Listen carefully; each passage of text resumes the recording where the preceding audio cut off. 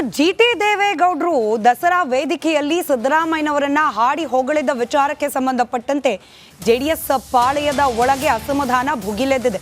ಇದರಲ್ಲೂ ಇವತ್ತು ಸಾರಾ ಮಹೇಶ್ ಅವರನ್ನ ಈ ಪ್ರಶ್ನೆ ಕೇಳಿದಾಗ ಅವ್ರಿಗೆ ಯಾಕೆ ಪ್ರೀತಿ ಇದೆಯೋ ಸಿದ್ದರಾಮಯ್ಯನವ್ರ ಮೇಲೆ ಅವ್ರನ್ನೇ ಹೋಗಿ ಕೇಳ್ಕೊಳ್ಳಿ ಅಂತ ಅಂದ್ಬಿಟ್ರು. HD ಕುಮಾರಸ್ವಾಮಿ ಅವ್ರ ಮೇಲೆ FIR ಬಗ್ಗೆ ತನಿಖೆ ನಡೀತಿದೆ. ಕುಮಾರಸ್ವಾಮಿ ಪ್ರಭಾವ ಬೆಳೆಸೋಕೆ ಸಾಧ್ಯವಿಲ್ಲ, CM ರಾಜೀನಾಮೆ ಕೊಡಬೇಕು ಅಂತ ಹೇಳಿ ಇದೇ ಸಂದರ್ಭದಲ್ಲಿ ಸಾರಾ ಮಹೇಶ್ ಮತ್ತೊಮ್ಮೆ ಆಗ್ರಹಿಸಿದ್ದಾರೆ. ಅಧಿಕಾರಿಗಳ ಮೂಲಕ ತೇಜೋವಧೆ ಮಾಡಲಾಗ್ತಾ ಇದೆ ಅಂತ ಕೂಡ ಇದೇ ಸಂದರ್ಭದಲ್ಲಿ ಸಾರಾ ಮಹೇಶ್ ಅಸಮಾಧಾನ ವ್ಯಕ್ತಪಡಿಸಿದ್ದಾರೆ. ಯಾವ ವ್ಯವಸ್ಥೆಗೆ ಬಂದಿದೆ ಅವ್ರು ಯಾರೋ ಹೇಳಿದ್ದಾರೆ 50 ಕೋಟಿ ಕೊಡುವಂಥವು ನೀ ಏನಪ್ಪ? ಇಲ್ಲಿವರೆಗೆ ಯಾಕೆ ಸುಮ್ಮನಿದ್ದೆ? ಏನ್ರಿ ಇದು ವ್ಯವಸ್ಥೆನ ಇದು? ಹಾಗಿದ್ರೆ ಯಾರ ಮೇಲೆ ಯಾರು ಬೇಕಾದ್ರೂ ಕಂಪ್ಲೇಂಟ್ ಕೊಡ್ಬೋದಾ? ಅವ್ರಿಗೆ ಯಾವ ರೀತಿ ಸಂಪರ್ಕ, ಯಾಕೆ ದುಡ್ಡು ಕೇಳ್ತಾರೆ?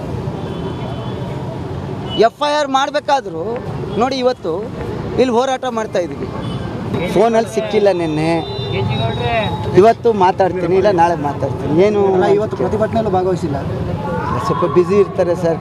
ಕೋರ್ ಕಮಿಟಿ ಅಧ್ಯಕ್ಷ ಅಲ್ವಾ, ರಾಜ್ಯ ಎಲ್ಲ ಸುತ್ತಬೇಕಲ್ಲ, ಸ್ವಲ್ಪ ಬ್ಯುಸಿ.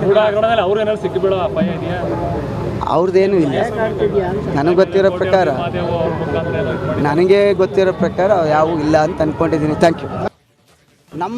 ನಮ್ಮ ನಾಯಕರನ್ನ ಬೈಲಿಕ್ಕೋಸ್ಕರನೇ, ಅವ್ರನ್ನ ತೇಜಾವಧೆ ಮಾಡೋಕ್ಕೋಸ್ಕರನೇ ನೀವು ಕೆಲವ್ರನ್ನ ನೇಮಕ ಮಾಡ್ಕೊಂಡಿದ್ದೀರಾ. ಇದು ಸರಿಯಾದ? ನಾಳೆ ಇದೇ ನಮ್ಮ ಮುಖ್ಯಮಂತ್ರಿಯವ್ರನ್ನ ಅಥವಾ ಇದೇ ಗೃಹ ಮಂತ್ರಿಯವ್ರನ್ನ, ಅಧಿಕಾರ ಯಾರಿಗೂ ಶಾಶ್ವತ ಅಲ್ಲ. ಇದೇ ರೀತಿ ಒಬ್ಬ ನೌಕರ ಮಾತನಾಡಿದ್ರೆ ನೀವು ಸುಮ್ಮನೆ ಇರ್ತಿದ್ರ? ಚೀಫ್ ಸೆಕ್ರೆಟರಿ ಏನು ಮಾಡ್ತಾ ಇದ್ದಾರೆ? DG and IG ಏನು ಮಾಡ್ತಾ ಇದ್ದೀರಿ? ಕಾನೂನು ಸುವ್ಯವಸ್ಥೆನ ಯಾರು ಕಾಪಾಡಬೇಕು ಅಂಥ ಇಲಾಖೆಯ ಇವತ್ತು ಯೂನಿಫಾರ್ಮ್ ಹಾಕ್ಕೊಂಡ್ರೆ ಆ ಯೂನಿಫಾರಮ್ಮೇ ನಮ್ಮ ದೇವರು ಅನ್ನುವಂಥ ಕೆಲಸವನ್ನು ಮಾಡ್ತಾ ಇರ್ತಕ್ಕಂಥ ಅನೇಕ ಅಧಿಕಾರಿಗಳನ್ನ ನೋಡಿ, ಈ ಯೂನಿಫಾರ್ಮ್ ಹಾಕ್ಕೊಂಡು ಇಂಥ ಒಬ್ಬ ಭ್ರಷ್ಟ, ನೀನು ಪ್ರಾಮಾಣಿಕರಾಗಿದ್ದರೆ.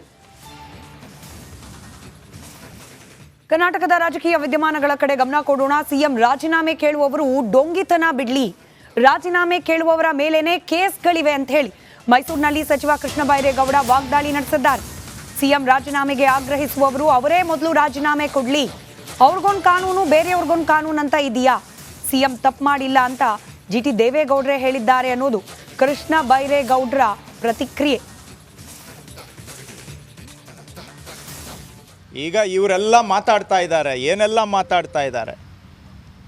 FIR ಆದ ಕೂಡಲೇ ರಾಜೀನಾಮೆ ಕೊಟ್ಬಿಡ್ಬೇಕು. ಯಾರ ಮೇಲೆ ಇಲ್ಲ FIR, ಅವರೆಲ್ಲರೂ ಕೊಡಲಿ. ಏನು ಹಾಗಾದರೆ ನನಗೊಂದು ಕಾನೂನು, ನಿಮ್ಗೆ ಇನ್ನೊಂದು ಕಾನೂನಾ? ನಾನು ನಿಮಗೆ ಬೆರಳು ತೋರಿಸೋವಾಗ ಒಂದು ಬೆರಳು ನಿಮಗೆ ತೋರಿಸಿದ್ರೆ 4 ಬೆರಳು ನನ್ನ ಕಡೆಗೆ ತೋರಿಸ್ಕೊಳ್ತಾ ಇದೆ. ಮರಿಬೇಡಿ, ಅವ್ರು ನಿಮಗೊಂದು ಕಾನೂನು ನನಗೊಂದು ಕಾನೂನು ಆಗೋದಿಲ್ಲ. ನಾನು ನಿಮಗೆ ಏನು ಪ್ರವಚನ ಮಾಡ್ತೇನೆ ಅದನ್ನು ನಾನು ಅನುಸರಣೆ ಮಾಡಬೇಕು. ಫಸ್ಟು ನಾನು ಅನುಸರಣೆ ಮಾಡಿ ಆಮೇಲೆ ನಿಮಗೆ ಪಾಠ ಹೇಳಿದ್ರೆ ನಾನು ಹೇಳೋ ಪಾಠಕ್ಕೂ ಜನ ಕೇಳ್ತಾರೆ, ಗೌರವ ಕೊಡ್ತಾರೆ. ನಾನು ಮಾಡೋದೆಲ್ಲ ತದ್ವಿರುದ್ಧ, ಮಾತಾಡೋದೆಲ್ಲ ಆಚಾರ, ಮಾಡೋದೆಲ್ಲ ಅನಾಚಾರ ಆದರೆ ನಿಮ್ಮ ಮಾತಿಗೇನು ಗೌರವ ಇದೆ? ನೀವು ಬೇರೆಯವರು ಪಾಲನೆ ಮಾಡಬೇಕು ಅಂದರೆ ಫಸ್ಟು ನೀವು ಪಾಲನೆ ಮಾಡಿ, ಇನ್ನೊಬ್ಬರಿಗೆ ಉಪದೇಶ ಮಾಡಿ, ಆವಾಗ ನಿಮ್ಮ ಉಪದೇಶನ ಕೇಳ್ತಾರೆ. ಏನೆಲ್ಲ ಹೇಳಿಕೆಗಳು ಕೊಟ್ಟಿದ್ದಾರೆ ನಾವು ನೋಡಿದ್ದೇವೆ. ಯಾರ್ಯಾರು ಈಗ ಅವರೆಲ್ಲರೂ ಇಷ್ಟೇ ನಾನು ಹೇಳೋದು, ಅವ್ರ ಮಾತಿಗೆ ಅವರೇ ಬದ್ಧವಾಗಿರಲಿ, ಅವರ ಮಾತಿಗೆ ಅವರು ಸ್ಟಿಕ್ ಆಗಲಿ. FIR ಆದ ಕೂಡಲೇ ರಾಜೀನಾಮೆ ಕೊಡಬೇಕು ಅಂತ ಹೇಳಿದಾರಲ್ಲ, ಯಾರ್ಯಾರು ಈಗ ಹಿಂದೆ ಯಾರ್ಯಾರ ಮೇಲೆ FIR ಆಗಿದೆ, ಯಾರ್ಯಾರು ಬೇಲ್ ಮೇಲಿದ್ದಾರೆ, ಎಲ್ಲರೂ ರಾಜೀನಾಮೆ ಕೊಡಲಿ. ಅವರು ಮಾನ್ಯ GT ದೇವೇಗೌಡರು ಇಷ್ಟೇ ಹೇಳಿದ್ದಾರೆ. ಸಿದ್ದರಾಮಯ್ಯನವರು 40 ವರ್ಷದಿಂದ ಸಾರ್ವಜನಿಕ ಜೀವನದಲ್ಲಿದ್ದಾರೆ, ಸಾರ್ವಜನಿಕ ಜೀವನದಲ್ಲಿ ಮನ್ನಣೆಯನ್ನು ಪಡ್ಕೊಂಡು ಬಂದಿದ್ದಾರೆ, ಜನಗಳ ಗೌರವ ಸಂಪಾದನೆ ಮಾಡಿದ್ದಾರೆ. ತಪ್ಪು ಮಾಡುವಂಥ ಮನುಷ್ಯ ಆಗಿದ್ದಿದ್ರೆ ಸಿದ್ದರಾಮಯ್ಯನವರು ಸಾರ್ವಜನಿಕರ ಮನ್ನಣೆ ಸಿಗ್ತಾ ಇರಲಿಲ್ಲ. 40 ವರ್ಷ ದೀರ್ಘಕಾಲ ರಾಜಕೀಯದಲ್ಲಿ ಒಬ್ಬ ನಾಯಕನಾಗಿ ಬೆಳೆಯೋದಕ್ಕೆ ಆಗ್ತಾ ಇರಲಿಲ್ಲ ಅನ್ನೋ ಮಾತನ್ನು ಅವರು ಹೇಳಿದ್ದಾರೆ. ಅವರು ಜಿ ಟಿ ದೇವೇಗೌಡರು ಇವ್ರ ಜೊತೆಗೂ ಇದ್ದಂಥವ್ರು, ಇವರು ಎದುರಾಳಿ ಆಗಿದ್ದಂಥವ್ರು, ರಾಜಕೀಯ ವಿರೋಧಿಗಳಾಗಿದ್ದಂಥವ್ರು ಎಲ್ಲ ಹತ್ತಿರದಿಂದನೂ ನೋಡಿದ್ದಾರೆ, ದೂರದಿಂದನೂ ನೋಡಿದ್ದಾರೆ, ಎದುರಾಗಿಯೂ ನೋಡಿದ್ದಾರೆ. ಅವರ ಅನುಭವದ ಮಾತಿನಲ್ಲಿ ಅವರು ಹೇಳಿದ್ದಾರೆ. ಯಾಕಂದರೆ ಅವರಿಬ್ಬರ ಪರಿಚಯ ಬಹುಶಃ 45-50 ವರ್ಷಗಳ ಸುದೀರ್ಘವಾದಂಥ ಒಡನಾಟ ಇರತಕ್ಕಂಥವ್ರು. ಪರ ವಿರೋಧಗಳೆಲ್ಲ. ಇನ್ನು ನಿನ್ನೆ ಕೇಂದ್ರ ಸಚಿವ ಕುಮಾರಸ್ವಾಮಿ ಅವರ ಮೇಲೆ ದಾಖಲಾದ ಮತ್ತೊಂದು ಪ್ರಕರಣ. ಈ ವಿಚಾರಕ್ಕೆ ಸಂಬಂಧಪಟ್ಟಂತೆ ನಗರ ಪೊಲೀಸ್ ಆಯುಕ್ತರು ಪ್ರತಿಕ್ರಿಯೆ ನೀಡಿದ್ದಾರೆ.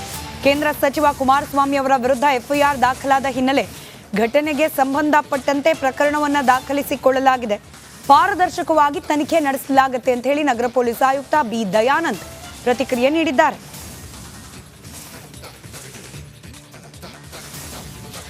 ಪ್ರಕರಣ ದಾಖಲಾಗಿದೆ, ತನಿಖೆ ನಡೆಯುತ್ತೆ. ಪಾರದರ್ಶಕವಾಗಿ ನಿಷ್ಪಕ್ಷಪಾತವಾಗಿ ತನಿಖೆಯನ್ನು ಕೈಗೊಳ್ಳಿ. ಪ್ರಕರಣ ದಾಖಲಾಗಿದೆ, ತನಿಖೆ ನಡೆಯುತ್ತೆ. ಪಾರದರ್ಶಕವಾಗಿ ನಿಷ್ಪಕ್ಷಪಾತವಾಗಿ ತನಿಖೆಯನ್ನು ಕೈಗೊಳ್ಳಿ. ಪ್ರಕರಣ ದಾಖಲಾಗಿದೆ, ತನಿಖೆ ನಡೆಯುತ್ತೆ. ಪಾರದರ್ಶಕವಾಗಿ ನಿಷ್ಪಕ್ಷಪಾತವಾಗಿ ತನಿಖೆಯನ್ನು ಕೈಗೊಳ್ಳಿ. ಪ್ರಕರಣ ದಾಖಲಾಗಿದೆ, ತನಿಖೆ ನಡೆಯುತ್ತೆ.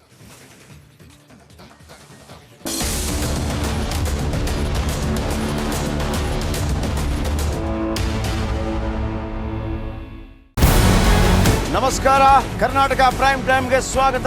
ನಾನು ಜಯಪ್ರಕಾಶ್ ಶೆಟ್ಟಿ. ಇಡೀ ಕರ್ನಾಡು ಇವತ್ತು ರೆಬೆಲ್ ಆಗಿ ನಿಂತಿದೆ. ಈ ಹಗರಣಗಳನ್ನು ಸದನದಲ್ಲಿ ಪ್ರಸ್ತಾಪ ಮಾಡಲು ಕೂಡ ಕಾಂಗ್ರೆಸ್ ಹಿಂದೇಟು ಹಾಕಿದ್ದೇಕೆ? ನಿಮ್ಗೆ ಸಂಬಳ ಅದಕ್ಕೆ, ನಿಮಗೆ ವಾಹನ ಅದಕ್ಕೆ, ನಿಮಗೆ ವೆಪನ್ ಅದಕ್ಕೆ, ನೀವು ಅದನ್ನು ಸೆರೆ ಹಿಡಿಬೇಕಾಗಿತ್ತು. ನೀವು ವಿದ್ಯುತ್ ಬರ ಇದೆ ಅಂತ ಹೇಳ್ತಾ ಇದ್ದೀರಿ, ಎಲ್ಲಿ ಬರ ಇದೆ ನೀವು ಹೇಳಬೇಕು. ಪಾಕಿಸ್ತಾನ್ ಆಕ್ಯುಪೈಡ್ ಕಾಶ್ಮೀರ್ ಅದು ಎಂದೆಂದಿಗೂ ನಮ್ಮದು. 40 ಮೆಷಿನ್ಗಳು ತಂದಿತ್ತು ನೋಟ್ ಎಣಿಸುವುದಕ್ಕೆ, ಅದೇ ಹಾಳಾಯಿತು. ಮಥುರಾದ ಗಲಾಟೆ ಇದೆಯಲ್ಲ, ಅದು ಸ್ಥಳೀಯವಾಗಿ ಕೂತು ಪರಿಹರಿಸಬಹುದಾದಂಥ ಕಾನೂನಿದೆ. ಗ್ಯಾರಂಟಿ ಯೋಜನೆಯಿಂದ ನಷ್ಟ ಆಗಿದೆ, ಲಾಭ ಆಗಿದೆ, ದಯವಿಟ್ಟು ಹೇಳಿ.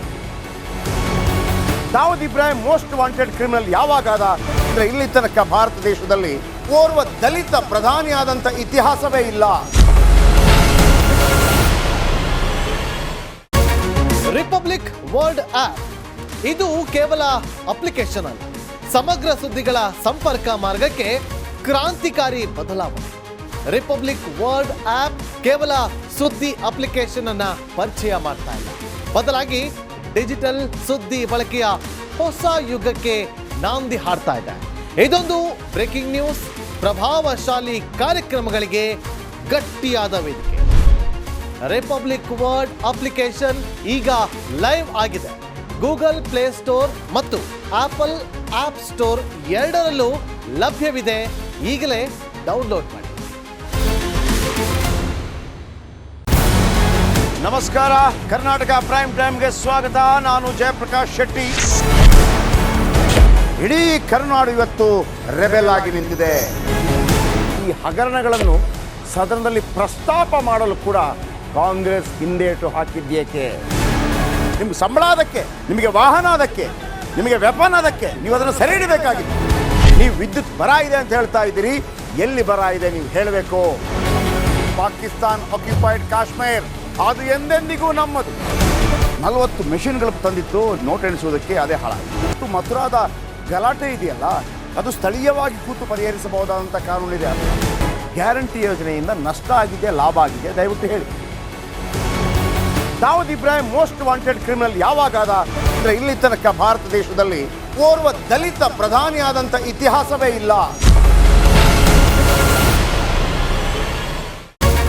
ರಿಪಬ್ಲಿಕ್ ವರ್ಲ್ಡ್ ಆಪ್ ಇದು ಕೇವಲ ಅಪ್ಲಿಕೇಶನ್ ಅಲ್ಲ, ಸಮಗ್ರ ಸುದ್ದಿಗಳ ಸಂಪರ್ಕ ಮಾರ್ಗಕ್ಕೆ ಕ್ರಾಂತಿಕಾರಿ ಬದಲಾವಣೆ. ರಿಪಬ್ಲಿಕ್ ವರ್ಲ್ಡ್ ಆಪ್ ಕೇವಲ ಸುದ್ದಿ ಅಪ್ಲಿಕೇಶನ್ ಅನ್ನ ಪರಿಚಯ ಮಾಡ್ತಾ ಇಲ್ಲ, ಬದಲಾಗಿ ಡಿಜಿಟಲ್ ಸುದ್ದಿ ಬಳಕೆಯ ಹೊಸ ಯುಗಕ್ಕೆ ನಾಂದಿ ಹಾಡ್ತಾ ಇದೆ. ಇದೊಂದು ಬ್ರೇಕಿಂಗ್ ನ್ಯೂಸ್, ಪ್ರಭಾವಶಾಲಿ ಕಾರ್ಯಕ್ರಮಗಳಿಗೆ ಗಟ್ಟಿಯಾದ ವೇದಿಕೆ. ರಿಪಬ್ಲಿಕ್ ವರ್ಲ್ಡ್ ಅಪ್ಲಿಕೇಶನ್ ಈಗ ಲೈವ್ ಆಗಿದೆ. ಗೂಗಲ್ ಪ್ಲೇ ಸ್ಟೋರ್ ಮತ್ತು ಆಪಲ್ ಆಪ್ ಸ್ಟೋರ್ ಎರಡರಲ್ಲೂ ಲಭ್ಯವಿದೆ. ಈಗಲೇ ಡೌನ್ಲೋಡ್ ಮಾಡಿ.